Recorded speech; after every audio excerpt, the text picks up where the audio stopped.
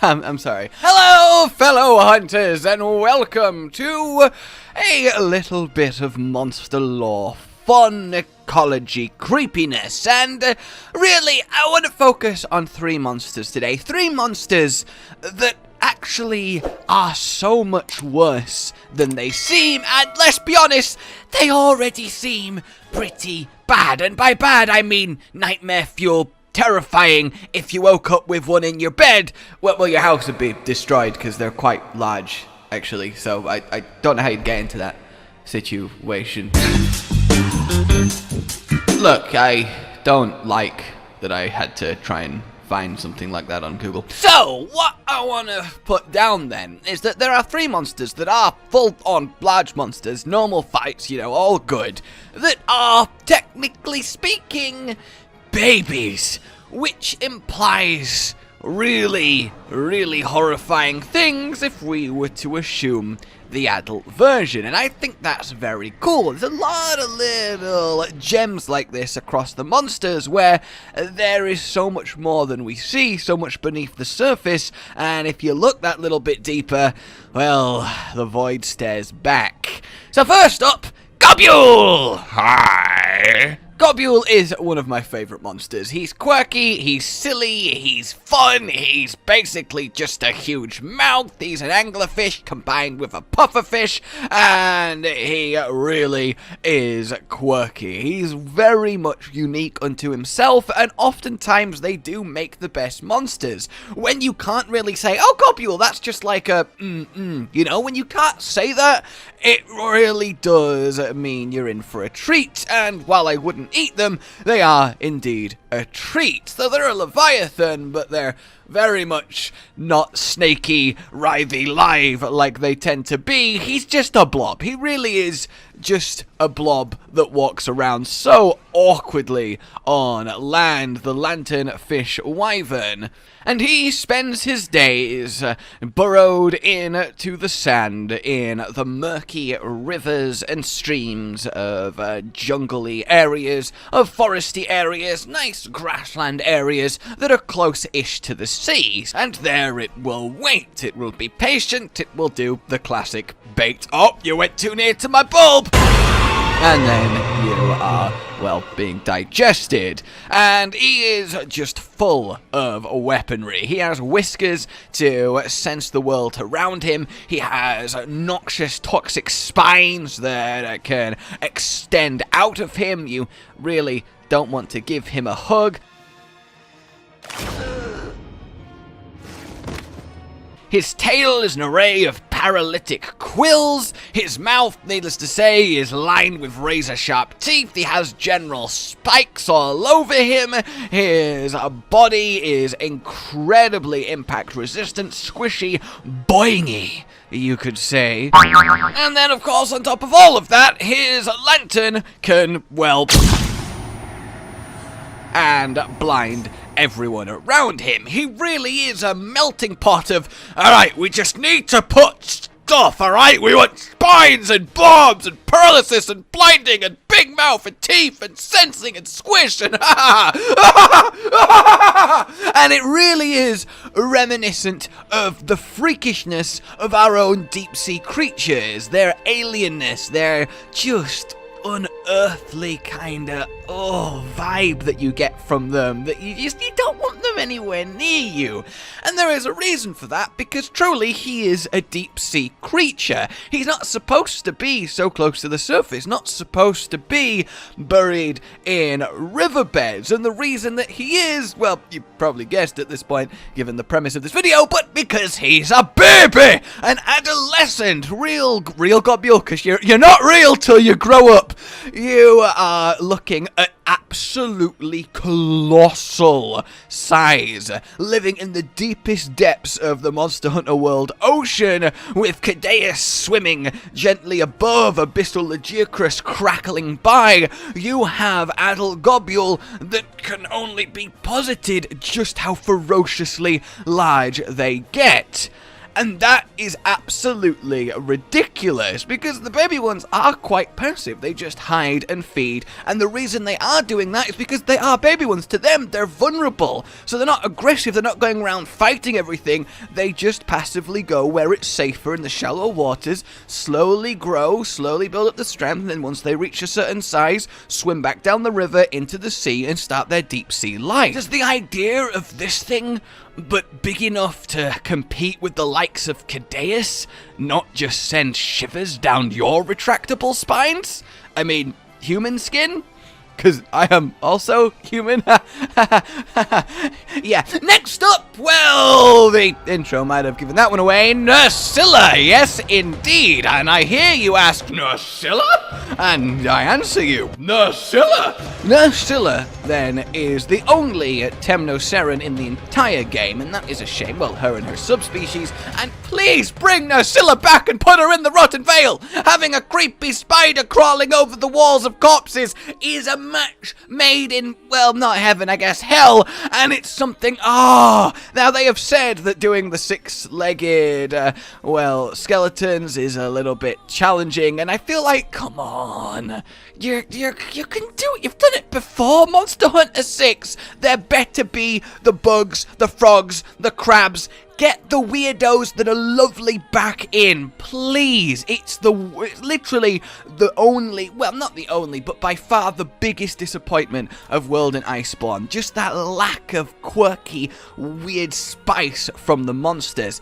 Either way, Nerscylla then, essentially the spider without the extra two legs, she spins her webs incredibly sticky, waits for prey to walk into them, reels them in, and then chows down. She is very, very terrifying, especially since she has the delectable little hobby of hunting down Gypseros, skinning it while it's alive, just stunned, and then wearing the skin and gaining its rubbery, thundery immunity, which is the element she's normally most weak to once you chip it away and break the parts off her. And that is just devilish. It's clever, it's fun in a really horrifying kind of way, and, you know, she's doing a world the favor, cleansing the planet of Gypseros, because nobody likes rubbery chicken, okay? I guess that's not entirely true. All the monsters are cool and nice in their own way, but he's bottom of the pile. Let's be honest here. Fucking Velocidrome is better than Gypseros. What? So of course, Nerscylla comes with an absolutely biological bag of tricks for every situation. The obvious one, the web shots, the web building, works lovely. Ability to climb every which way, spidery, okay, fantastic. Poisonous crystals on her back that literally drip with the stuff. You don't want to touch that. Her fangs can extend out her mouth, which is just the saliva and then snap together and not only bisect prey, but poison them something fierce too, should they survive the initial coming together. Hooked claws on the end of her arms make for deadly impaling devices. Oh, and a tail that lets the younger ones put their would-be aggressors to sleep. And, well, there you go. That is the key there. Younger ones. Now, in lower ranks, Nerscylla you fight give you sleep when they tail inject you. As you go up through the ranks, that turns into deadly poison. But the thing is, that keeps going. That's just the very first maturing sign of a Nerscylla. The likely truth of the matter is then that a Nerscylla that we fight are very young in their life cycle. They are mature in form, but more than likely not in size. This one is certainly less sure than the Gobul, but there is plenty to believe it to be true that Nerscylla get a lot larger and a lot more potent. They very much get deadlier the longer that they live, and one of the reasons for this young's ability to sleep is to actually sleep the adult Nerscyllas and get away before they are eaten, since they're very goddamn cannibalistic. So there is every chance, every horrifying, terrifying chance that deep in some forgotten jungle, in some underground layer, there is a, Queen Nerscylla who is gargantuan, who is reigning over the other Nerscylla in the area, or even if they don't interact in that way, because they're not the most social creatures, again, the cannibalism, there is likely a Nerscylla that's just been slowly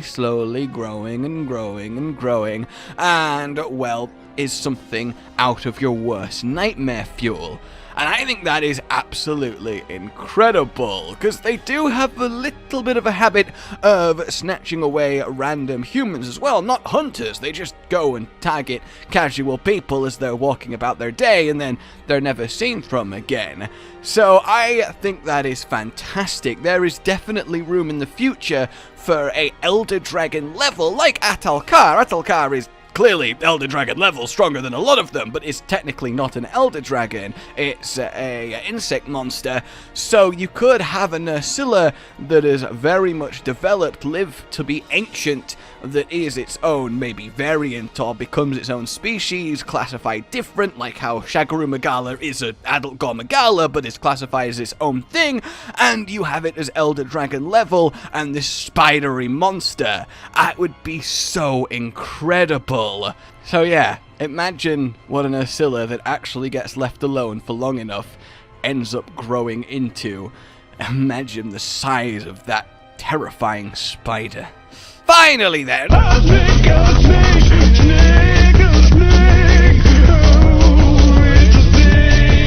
Oh yes, you might have seen this one coming, but it's one that needs mentioning all the same. And that, of course, is Dalamadur, our dirty, great, big serpent of an Elder Dragon, whom, when we fight, is the largest monster in all Monster Hunter.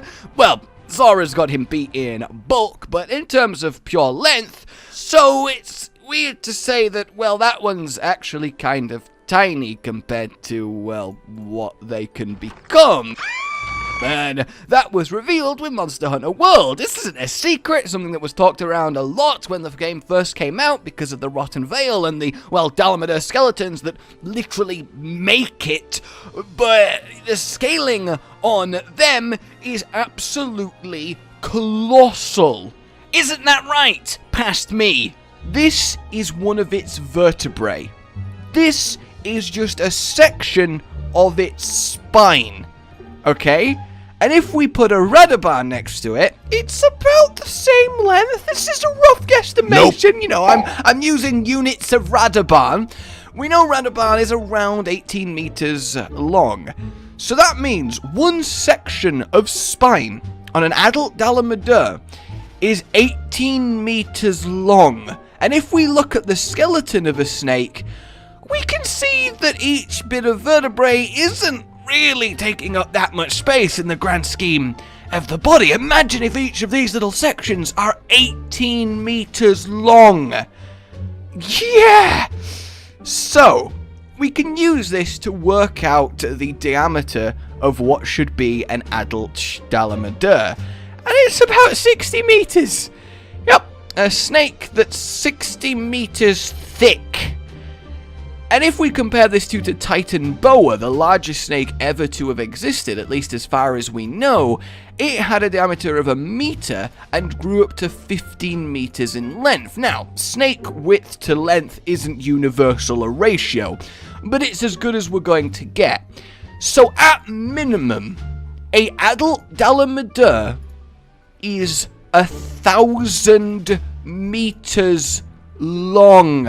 So, let's be honest, if we're looking at miles long, well, the one that we fight is just tiny. And since, well, they just keep growing and growing and growing and growing and growing, the longer that they live, it's easy to posit that the one we actually get to hunt is very early in its life cycle. Maybe not full baby, but definitely on the adolescent side of things, and that is ridiculous. These serpents that carve away mountains, that have no predators, that stand absolutely dominant everywhere they go. There is only a certain handful of creatures that can even contest them. The likes of Fatalis, of course, but things like Nakakos, perhaps, but you need to reach that echelon of insanity. Maybe an Atalkar, fully Atal Nesto mech'd up, could thwack it about the place, but they are ridiculous. How they even find the food that something that size would need to eat to survive? I mean, essentially they'd have to be eating constantly, but I guess, you know, we can't have monsters that are being completely realistic. But either way, huge, absolute colossal creatures that can get so much more colossal. The Serpent King Dragon with 2 stubby little arms, which I think is just really, really cute. We'll get to the new world, by the way, by burrowing under the sea, so more than likely there is a veritable network of tunnels beneath the new world, and I honestly think that's why the Caverns of El Dorado actually exist. I am so convinced that various Dalamadur have just been Swiss cheesing the very crust as it makes its way towards the Rotten Vale in order to die. But the fact of the matter is, you have a creature that grows so large that its skeleton is the base for entire habitats. There's no reason to believe it needs to be Rotten Valley either. You could have something much more lush, much more green, using its skeleton as, well, a skeleton. They have incredible fire, they are aggressive, they are angry towards hunters, they shatter entire mountains, they hibernate underground for years and years and years at a time. Every time they shed, they turn char and get even stronger. They are just ridiculous, and they can get even ridiculouser because the one that we fight is just tiny compared to what we see them become, and that is whoo. So baby Gobul, baby Nerscylla, baby Dalamadur, that's just one hell of a lineup, is it not? And I hope that these things get explored in the future, and you know, there's a good chance that they will be. We've seen, at least in Iceborne, them putting in little touches, like showing a Rajang eating a Kirinhorn, finally confirming that for the first time in-game. So there's no reason to believe they won't make nods to this as we go forward and get some of these monsters, hopefully, fingers crossed, back. Let me know what you thought of this, like if you enjoyed it, subscribe for more, and I'll see you soon. A goodbye.